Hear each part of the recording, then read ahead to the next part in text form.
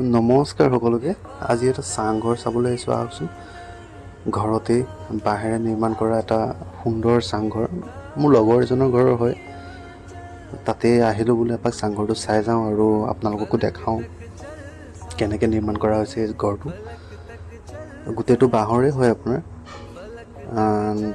ঘৰতে মিস্ত্ৰী গাঁৱৰে মানুহ লগাই বনোৱা হৈছে। আৰু এনেকৈ একোচ একোচকৈ ওপৰলৈ যাওঁ আহকচোন। এইখিনি ভালকৈ বনাব তেখেতে। এতিয়া এনেই আৰু কাঠৰ হেৰি খটখটি যিটো আমাৰ চিৰি বনোৱা হয়, আৰু মুখতেই আছে আপোনাৰ এখন আৰাম কৰা চকী, আৰু আপোনাৰ ইয়াতে এখন জোলনা, যিখন সন্ধিয়া এনেই আৰাম কৰিবৰ কাৰণে তেখেতে লগাই লৈছে। আৰু মুখত সোমাই গৈ ঘৰত প্ৰথম আপোনাৰ এণ্ট্ৰিটো এনেকুৱা হয়।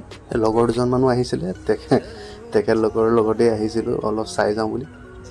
তো এখেতেই হয় যিজন বিচনাত বহি আছে, তেখেতৰে হয় এই চাংঘৰটো। আৰু সুন্দৰকৈ এনেকৈ বনাইছে, ওপৰত টিংপাত লগাইছে আৰু আধা কাম হৈছে, বাকী এতিয়াও ঘৰটো সম্পূৰ্ণ হোৱা নাই বুলি কৈছে তেখেতে। বাকী ফটো চটো ধুনীয়াকৈ লগাই থৈ দিছে। আৰু এইখন এখন চাবলৈ দেখিছে নে, সুন্দৰ শ্ৰীকৃষ্ণৰ ফটো বাল্যকালৰ। এইখন এখন কাঠৰে নিৰ্মাণ কৰা ডেগাৰ কোঠাৰ টাইপৰ নিচিনা। তেখেতে ঘৰতেই বনোৱা সজাই থৈ দিছে এটা স্মৃতি হিচাপত। আৰু এইবোৰ মাটিৰে নিৰ্মাণ কৰা কিছুমান মূৰ্তি। আৰু এইটো হৈছে লাফিং বুদ্ধা, সকলোৱে চাগে চিনি পায়। তো ভাল বুলি কয় ঘৰত থাকিলে। তো ৰাখিছে।